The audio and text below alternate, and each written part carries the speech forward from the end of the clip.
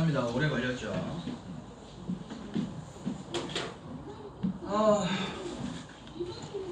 다행히 첫 수업이 저이기 때문에 진행을 하는 데 있어서 조금 수월할 수 있겠네요.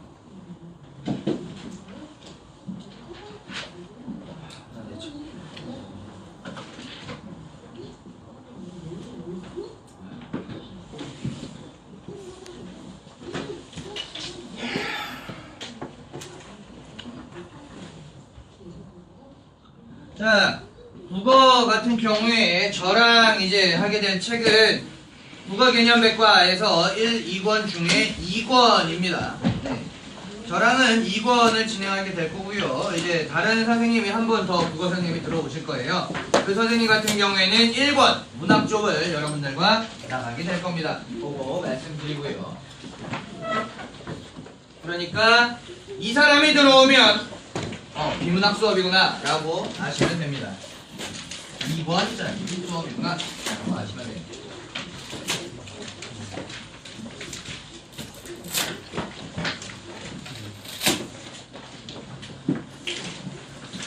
자, 2권을 보시면 네, 비문학이라고 되어 있고요. 여러분들 같은 경우에는 작년부터 그 교과서가 새로운 과정으로 들어가요. 그래서 2학년을 올라가게 되면 여러분들은 이제 언어 매체라고 하는 새로운 교재로 갖다가 문법 부분을 따로 진행을 하게 됩니다. 네, 다들 피느라 정신 없고요. 자, 차례 쪽을 보시면 그 사실적 독해, 뭐 추론, 비판적 독해, 뭐 이런 식으로 갖다가 해서 독서 파트가 있고요. 그 다음에 언어 매체 부분에서 네, 문법 파트가 있고요. 그 다음에 화법과 작문에서 이렇게 두 파트가 되어 있습니다. 네, 그거를 확인하시고 요대로 진행을 하도록 할 텐데, 오늘은 기본적으로 갖다가 진행을 할 게 뭐냐 하면 독서라는 것에 대한 이야기를 좀 해보려고 합니다. 네. 자, 일단 독서가 무엇이냐, 독서 유형이나 이것에 대한 얘기를 좀 하고 진행을 하도록 할게요.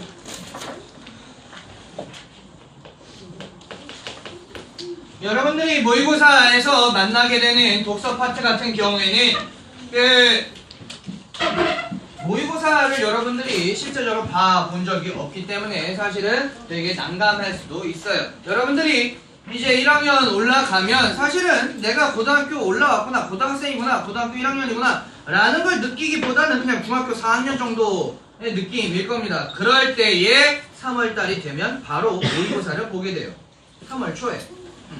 그랬을 때 이제 많은 친구들이 모의고사 형식에 익숙하지 않기 때문에 멘붕이 오기도 하는데, 이 모의고사 형식에서 여러분들이 가장 힘들어하는 것 중에 하나가 독서 부분입니다. 일단 지문의 길이가 길고요. 저런 부분에 대해서 문제를 풀이를 해본 적이 없기 때문에 굉장히 어려울 겁니다. 그런데 독서 같은 경우에는 분야가 정해져 있어요. 인문 분야랑 사회 분야랑 자연, 보통은 과학이라고 하는데, 과학 분야랑 그 다음에 기술 분야랑 예술 분야가 있어요. 1학년까지는 예술이 저걸로도 나오기도 합니다. 단독 지문으로 나오기도 하는데, 기본적으로 수능에서 예술 단독 지문은 요즘은 빠졌어요. 왜냐하면 쉽기 때문에 정답률이 높아서 빼버렸어요. 자, 독서에서 인문 지문에서는 뭐가 나오느냐? 철학이라든지 아니면 심리학이라든지 아니면 역사라든지 아니면 논리학이라든지 이러한 분야의 것들이 나오게 돼요. 대부분의 아이들이 어려워해요. 왜? 어떤 철학적, 심리학, 역사, 논리학 이런 거에 대해서 배경 지식을 알고 있는 애들이 많이 없기 때문이죠. 읽는 데만 시간이 많이 소요가 되고, 그 다음에 읽고 나서도 뭔 말인지 몰라서 많이 틀리는 유형 중에 하나예요. 그 다음에 이제 사회 쪽 지문은 뭐가 나오느냐 하면 경제 지문이나 혹은 아니면 사회 현상 이나 아니면 정치 혹은 이제 법에 대한 얘기가 많이 나오게 돼요. 사회 현상이 나오면 개꿀띠. 네. 상당히 쉽습니다. 수학연산이 나오면. 근데 법이나 경제가 나오는 순간부터 네, 머리가 아프기 시작할 거예요. 특히나 경제는 어떤 계산이나 이러한 부분도 있으니까. 다만 여러분들에게 계산 값을 구하는 건 아니고 계산을 통해서 무엇이 큰지 작은지 정도만 물어볼 거예요. 자, 그 다음에 이제 과학 쪽 분야 같은 경우에는 이제 순수과학이랑 응용과학으로 나눠져요.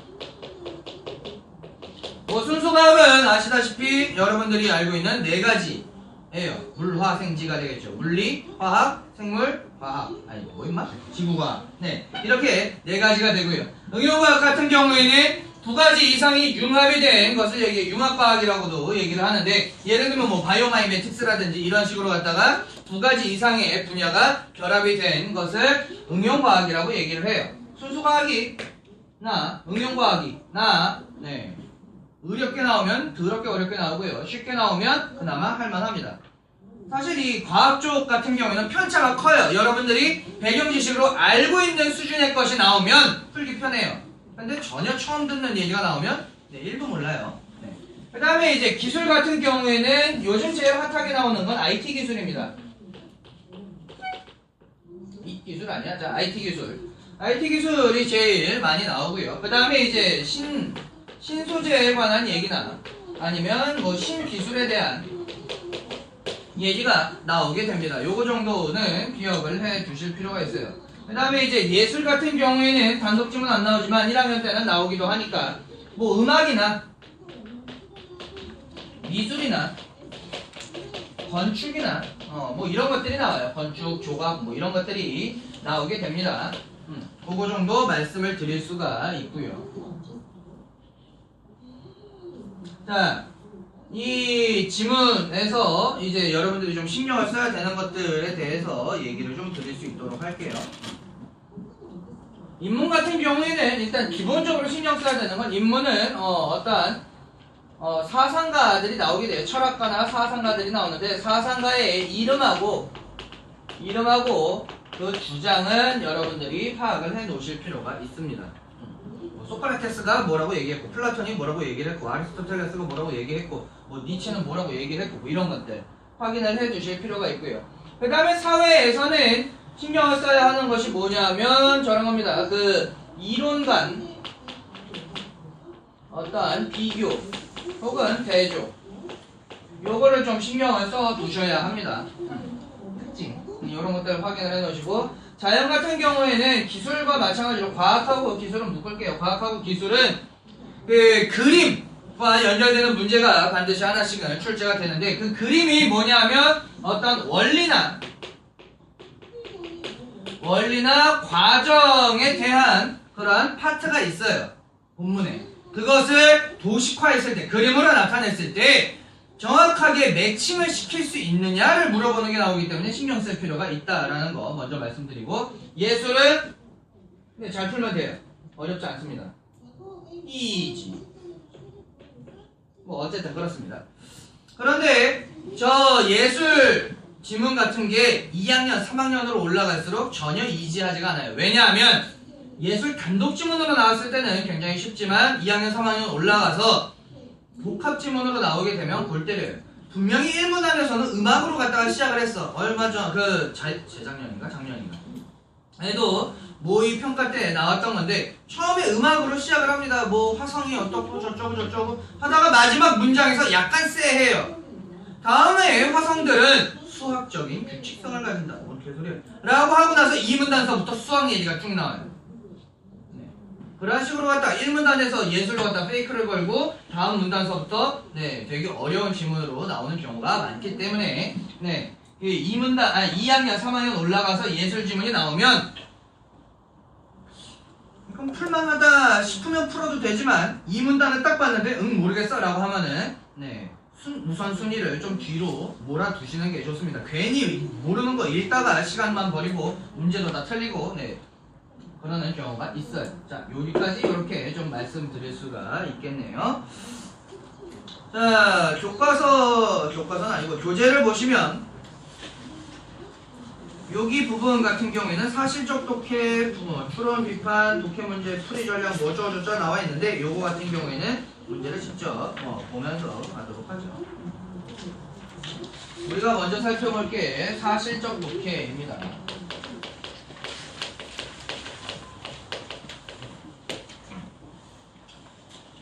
지금 독서 같은 경우에는 이 비문학 같은 경우에 말이죠. 그 기존에는 1600자에서 1300자에서 1800자 정도였어요. 그게 언제냐면 문이과가 국어 시험이 통합되기 전에는 비문학 지문이 1300자에서 한 1800자 정도였어요. 근데 지금은 1600자에서 2300자 정도 됩니다.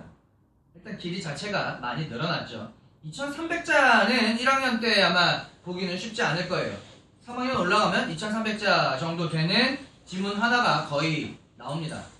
2300자면 얼마큼이냐면 모의고사 용지, B4 용지 한 면이 다 지문으로 되어 있으면 그게 2300자예요. 그걸 싹 다 읽고 문제 6개를 한 큐에 풀어내야 됩니다. 쉽지는 않을 거예요. 연습하지 않으면. 근데 그 중에서 이제 읽기, 독해 방식이 몇 가지가 있는데 사실적 독해, 추론적 독해, 비판적 독해, 그 다음에 창의적 독해, 뭐 교과서에 따라서는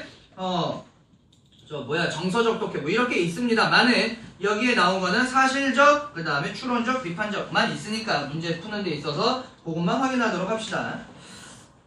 자, 21쪽으로 오시면 내용 일치에 관한 것입니다. 이 사실적 독해 부분에서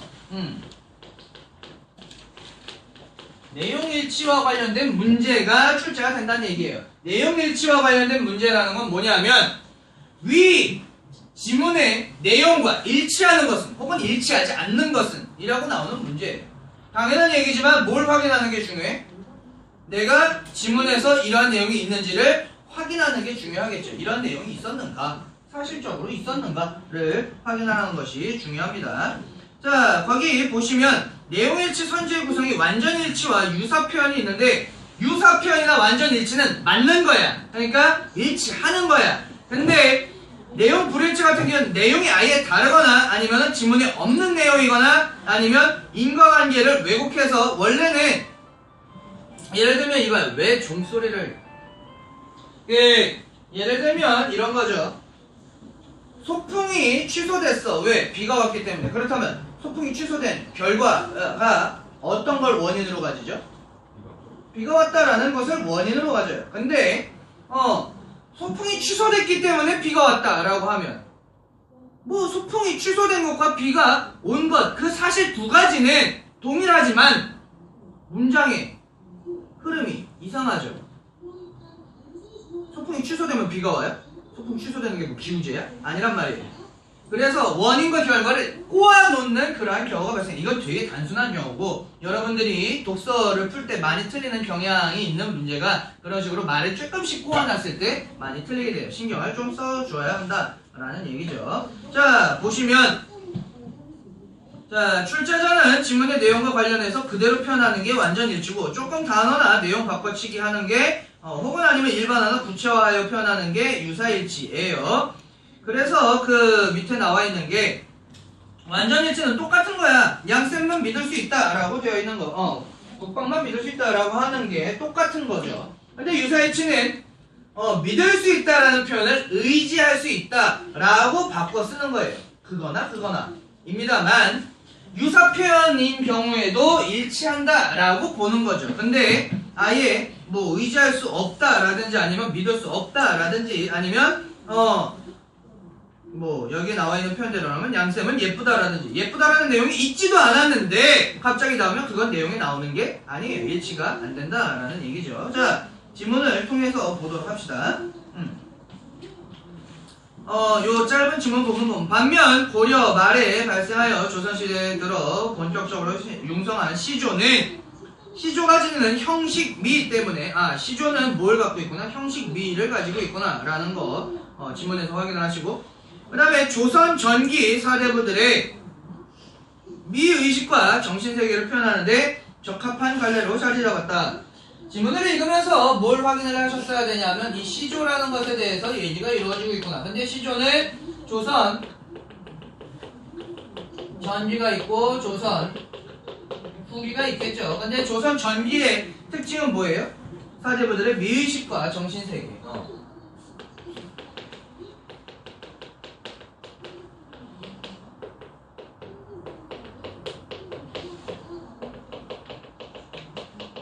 세계를 표현하는 데 적합했다라는 특징이 있는 거고요. 이 시기 시조의 주제는 유교적 인용과 자연에 대한 동경. 자, 그러고 주제 같은 경우에는 뭐라고 얘기하고 있느냐 하면 유교적 뭐 가치관에 대한 얘기겠죠. 유교적 가치관에다가 뭐 자연에 대한 동경, 이런 것들이 주제로 갖다가 드러나는구나 정도가 정리가 돼야 돼. 여러분들 비문학 쪽 같은 경우에는 독서라고 해서 눈으로만 읽는 것이 아니라 그 문단의 내용이나 문장에서 중요한 부분을 반드시 여러분 나름대로 적어가면서 진행을 해야 돼요. 안 그러면 어떤 일이 발생하느냐, 지문이 길어요. 아까 전에 얘기했다시피 한 면이 다 지문이야. 막 읽어. 아씨 이거 언제 읽지? 라고 하면서 빨리빨리 읽어. 하얀 건 종이고 까만 건 글씨예요. 머릿속에 아무것도 안 들어와 있어. 막 읽어. 다 읽었다. 문제를 봐. 책가루 속에 들어와 있는 게 없으니까 문제가 뭘 물어보는지 몰라. 다시 지문을 봐요. 이런 게 있었어? 풀어. 2번 문제를 봐. 이건 또 뭐야? 또 찾아.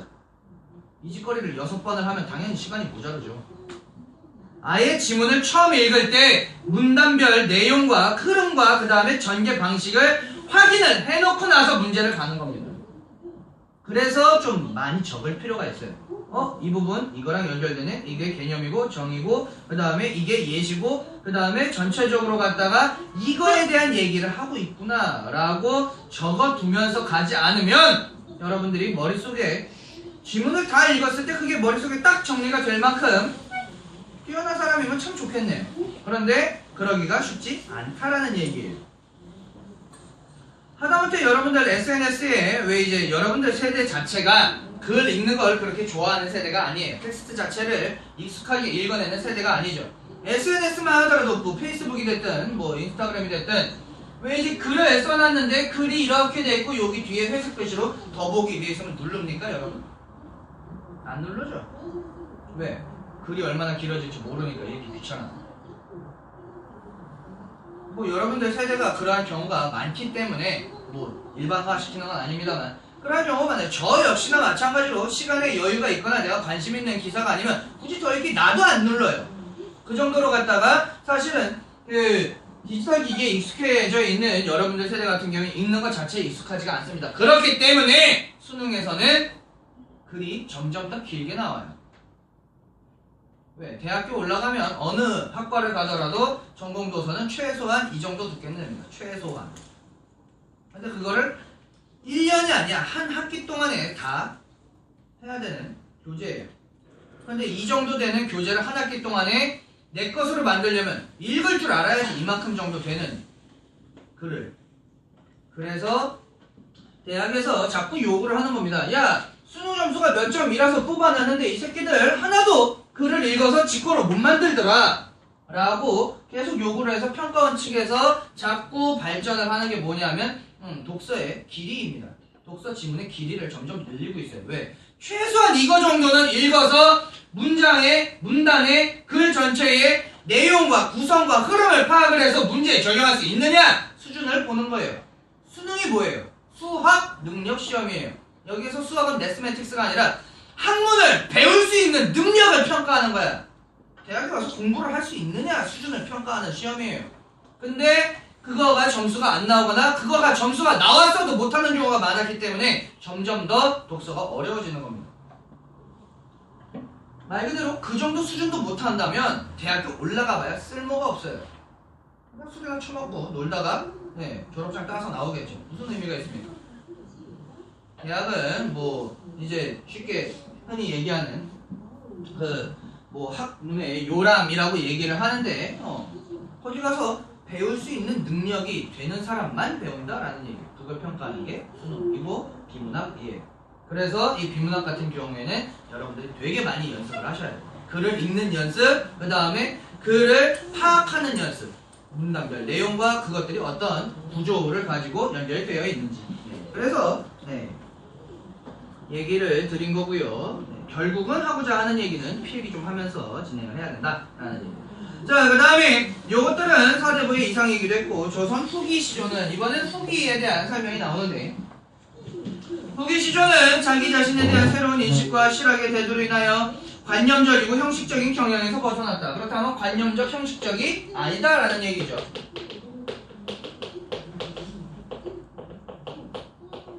이 아니구나라는 게 특징이 되고요. 그러면서 시조에는 새로운 인간성을 발견하고 다양한 현실적 삶을 표현하고자 하는 경향이 나타났다. 그렇다면 주제 쪽에서는 다양한 현실적 삶을 표현하고자 했다.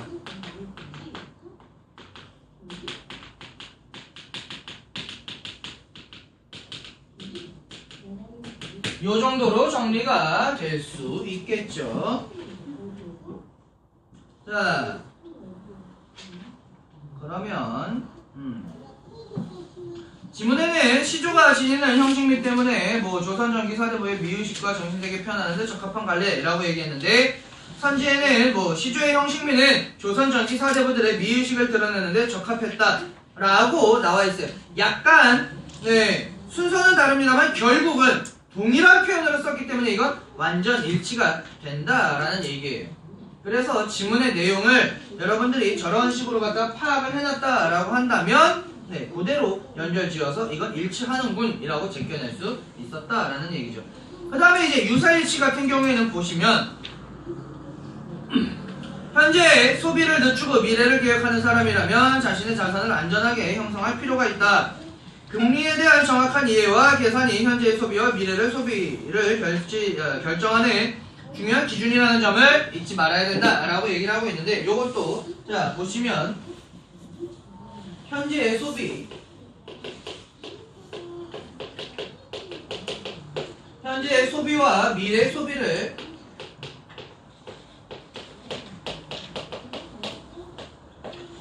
결정하게 되는 기준이 뭐냐 하면 금리에 대한 정확한 이해와 계산이죠.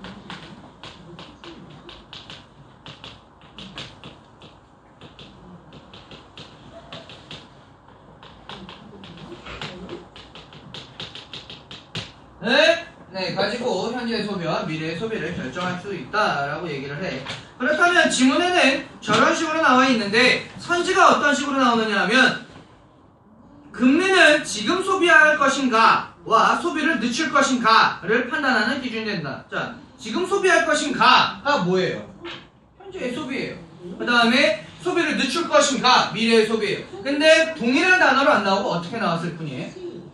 유사한 단어로 바꿔서 나왔을 뿐이에요. 이거를 연결을 지을 수 있느냐를 물어보는 수준의 문제가 출제가 된다라는 얘기죠. 자, 또 나오면 언어 지도는 이라고 하면서 이 언어 지도에 대한 얘기를 또 하려고 하는군요. 이렇게 계속 좀 예시를 보면서 진행을 할 거예요. 언어 지도는 현재 언어 상태의 생생한 모습을 보여주고, 저거는 정리를 할 수가 있겠죠. 언어 지도가 하는 역할이 뭐냐 하면 현재 언어 상태의 모습,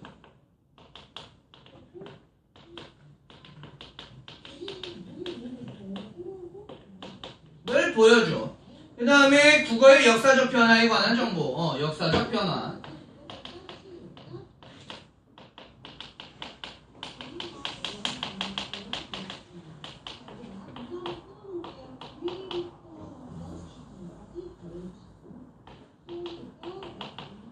에 대해서 얘기를 하고 있고요. 그 다음에 해당 지역의 문화나 역사를 반영하여 민족학적 문화사적 연구에 도움을 준다.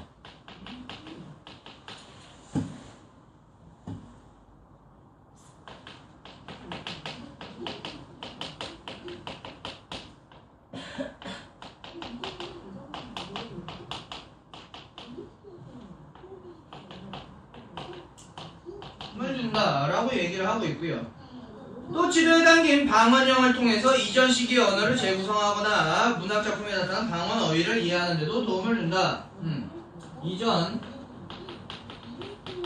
시대의 언어를 재구성하거나 아니면 방언, 어휘, 이해에 도움이 되는구나 라고 이렇게 정리가 되어 있어. 그렇다면 일치 문제는 보통 어떻게 나올 거냐 하면 1, 2, 3, 4, 5라고 한다면 언어 지도는 저거 얘기해놓고 엉뚱한 거 하나 얘기해놓으면 엉뚱한 거 하나가 답이 되는데 이렇게 똑같이 나오면 진짜 초등학교 수준이에요. 바보가 아닌 이상 똑같이 그냥 읽어내면 끝나버리는 문제이니까 단어들이 유사하게 바뀌어서 나올 거야. 보시면 자, 지문에는 방금 전에 마지막 부분 방언형을 통해서 이전 시기의 언어를 재구성하거나 문학작품에 나타난 방언어휘를 이해하는 데 도움을 준다 라고 되어 있는데 선지는 언어 지도를 보면 김소월 시에 있는 토속적 어휘를 이해하는 데 도움이 된다. 근데 이 김소월 시는 이 위에 선지가 아니라 지문에 나왔던 표현 중에 뭐가 되는 거죠?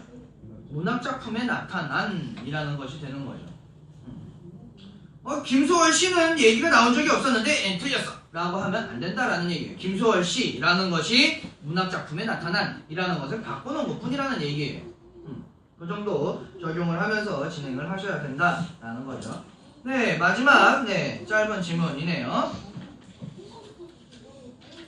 유학은 수기친을 통해 성인이 되기 위한 학문으로 성학이라고도 불린다. 그렇다면 그것도 정리를 할 수 있겠군요. 유학은 뭘 목표로 하고 뭐라고도 불리는구나 라는 거. 유학은 성학이라고도 불리고요. 그 다음에 뭘 하기 위한 게 목표예요? 성인이 되기 위한 학문이죠.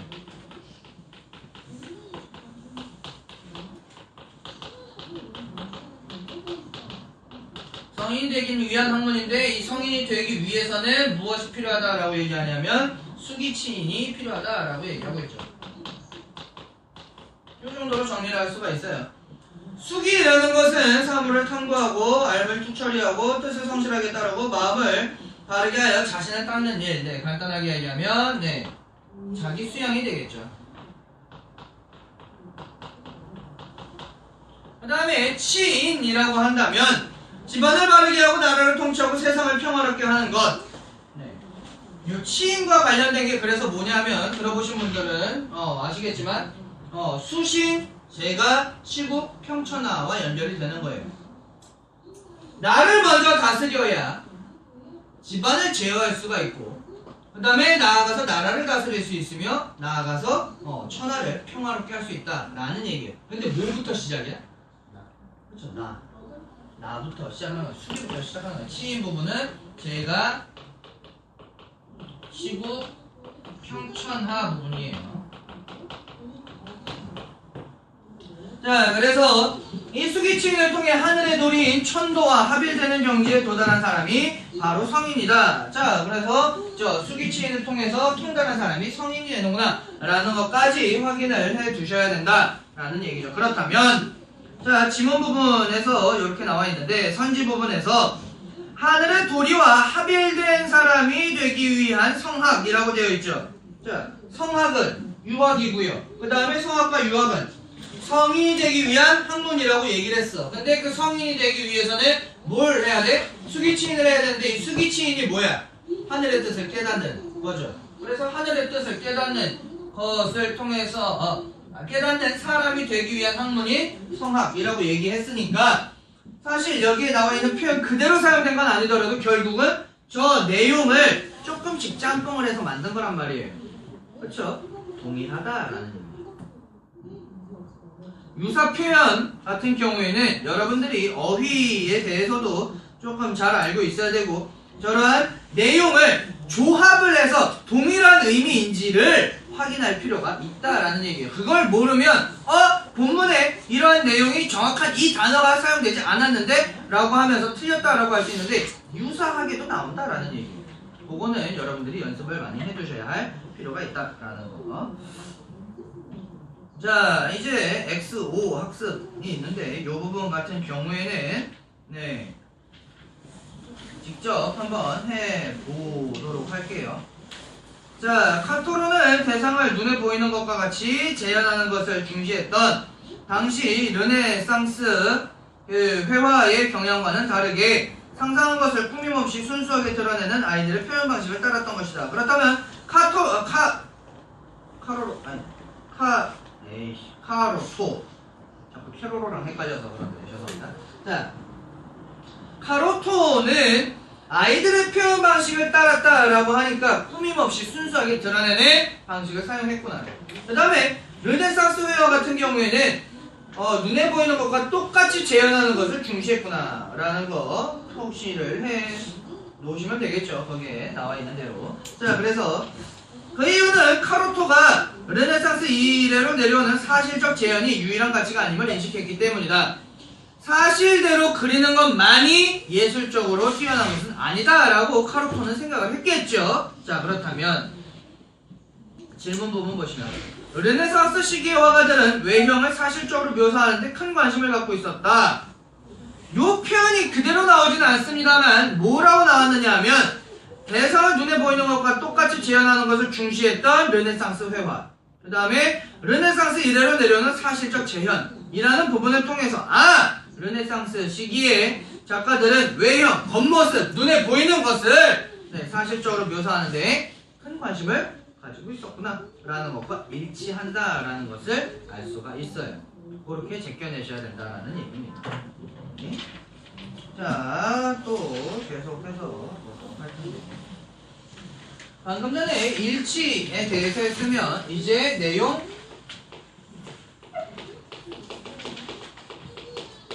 불일치에 관한 것을 할 차례가 됩니다.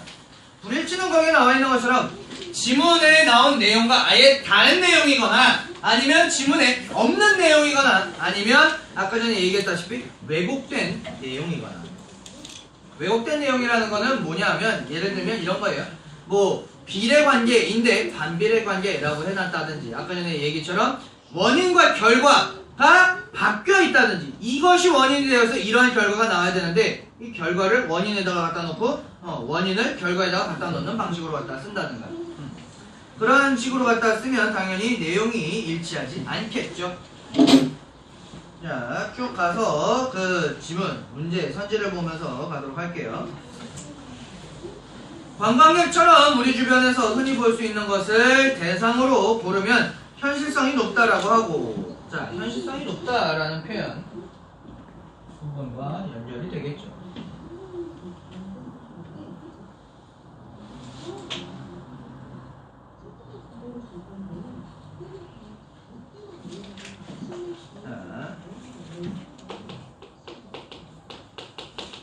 흔히 볼 수 있는 것을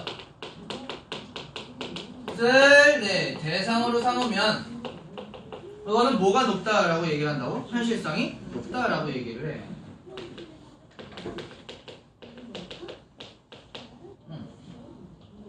그 대상을 시각적 지연에 기대어 실제와 같이 표현하면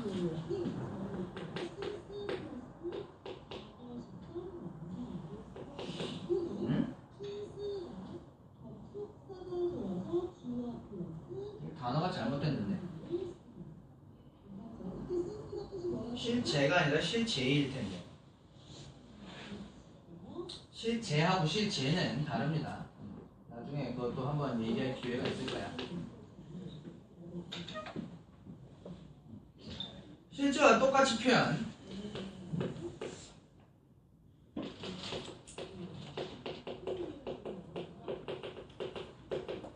표현하게 되면 사실성이 높은 겁니다.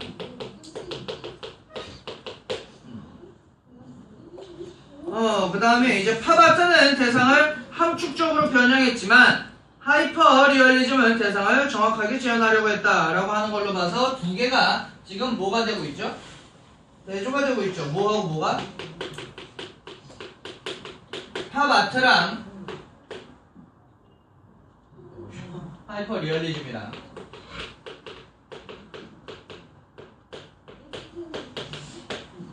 이렇게 문장에서 얘기를 하고 있네요. 자, 함축적으로 변형을 했다라고 얘기하는 게 특징이죠.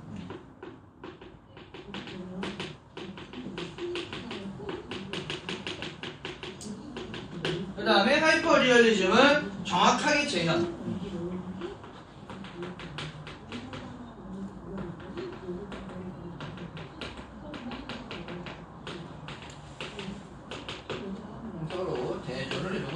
차이점에 의해서.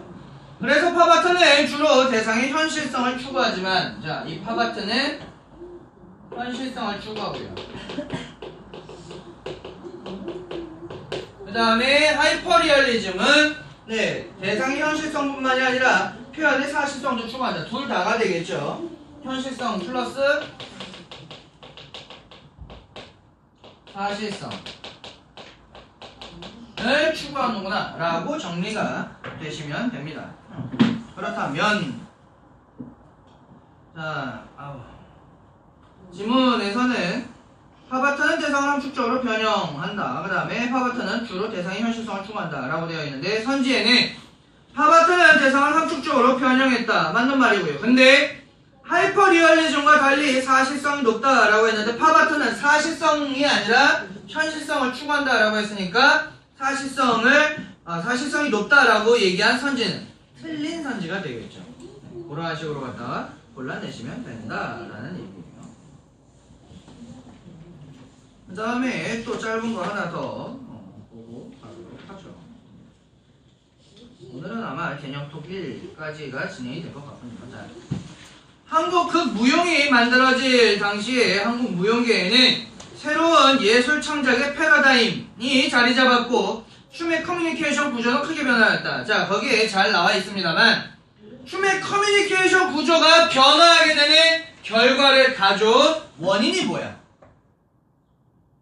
새로운 예술 창작의 패러다임이 생겨났기 때문이죠. 발생을 했기 때문이죠. 자리 잡았기 때문입니다. 자, 그래서 밑에 정리된 대로 보면 원인이 새로운 예술 창작의 패러다임, 결과가 춤의 예술 커뮤니케이션 구조 변화인데, 선지에서 춤의 창작 방식에 영향을 받아서 예술 창작 패러다임이 변화했다 라고 되어 있는데, 자, 여기 부분에서는 그 예술 창작 패러다임이 변화했다라는 게 원인으로 나와야 되는 게 결과로 갔다가 선지에서 나왔다라는 건 원인과 결과의 순서가 바뀌었다라는 거죠. 왜곡됐다라는 거예요. 그래서 맞다, 틀리다라는 얘기죠. 불일치한다라는 것이 돼요.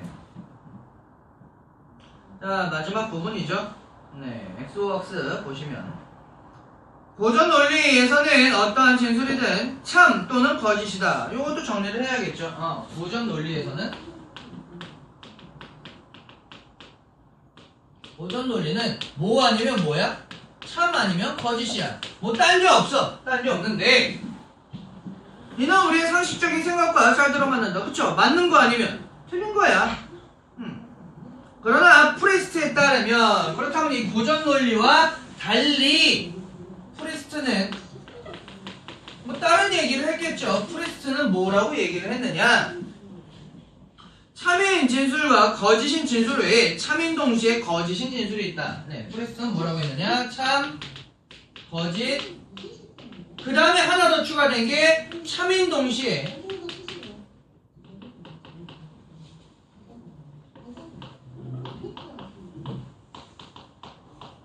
거짓. 참인데 동시에 거짓인 거. 자, 고전 논리에서는 참인 동시에 거짓인 진리치를 지닌 문장을 다룰 수 없기 때문에 프리스트는 그것도 다룰 수 있는 비고전 논리 중 하나인 LP를 제시하였다라고 되어 있는데, 이 LP가 뭐냐면 거짓말쟁이 문장이에요. 이거는 조금 TMI일 수도 있는데 어차피 좀 언급을 해야 되는 논리학 문제이니까 좀 얘기를 할게요.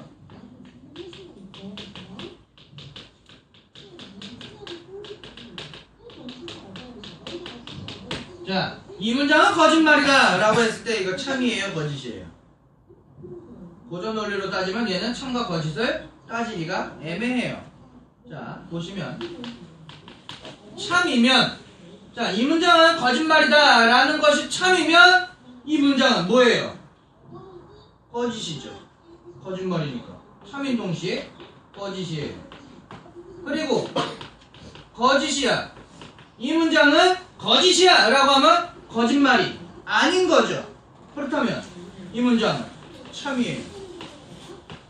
참인 동시에 거짓인 값을 가지게 되기 때문에 프리스트는 고전 논리를 비판하면서 어떠한 상황, 그러니까 이 문장은 거짓말이다 라고 얘기하는 게 자기 지칭 명사라고 얘기해요. 자기를 다시 지칭을 하는 그러한 문장을 사용했을 때에는 저러한 값을 가지기도 한다라는 것을 증명을 해낸 거죠. 사실 되게 말장난 같고 되게 별거 아닌 것 같지만 논리학에 있어서는 굉장히 큰 발전을 가져온 발견입니다. 사실은.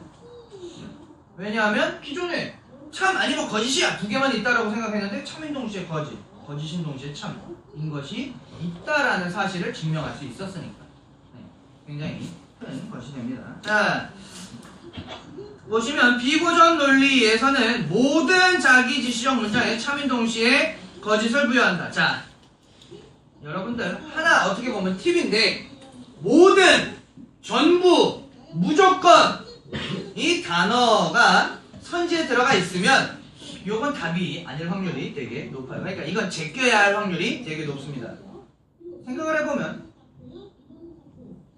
우리가 사는 데 있어서 무조건, 모든 이런 것들이 적용되는 것 자체가 흔치 않죠? 그렇죠? 무조건이라는 건 없어요. 모든이라는 것도 없어. 예외는 늘 있기 마련이니까. 근데 여기 이 문제에서도 모든이라든지 아니면 무조건이라든지 반드시 절대적으로 뭐 이런 게 들어가면 약간은 의심을 해봐야 됩니다. 아닐 확률이 높아요. 그런 것들도 좀 기억을 해 놓으시면 좋습니다. 자, 오늘 배운 거 확인 부분 간단하게 보고 갈 텐데 요건 여러분들이 확인을 해봐야 돼. 봅시다. 신무용청작 구조는 근본적으로 서양 예술 춤의 정신과 본질을 그대로 받아들인 것으로서, 자 그렇다면 신무용은 뭐와 뭐를 받아들였어? 서양 예술 춤의 정신과 본질을 그대로 받아들였어. 우리의 전통 춤의 정신과 존재 방식, 의사소통 구조를 포기한 것이었다 라고 하니까 우리 전통과는 맞지 않아? 맞지 않아. 그렇다면 신무용과 전통춤이 전통춤이 뭐야 이거 단어가 뭐야? 신무용과 전통춤이 추구하는 정신은 본질적으로 동일할까요? 신무용은 어느 쪽 거? 서양 쪽 거. 전통은 우리나라 거가 되겠죠. 그러니까 답은 O야 X야? X가 되겠죠. 그런 식으로 갖다가 내용을 파악할 수 있어야 된다라는 얘기예요. 자, 고생하셨고요. 깔끔하게 끝냈죠. 네, 고생하셨고요. 다음 시간에는 이 단원부터 해서 진행을 할 수 있도록 하겠습니다.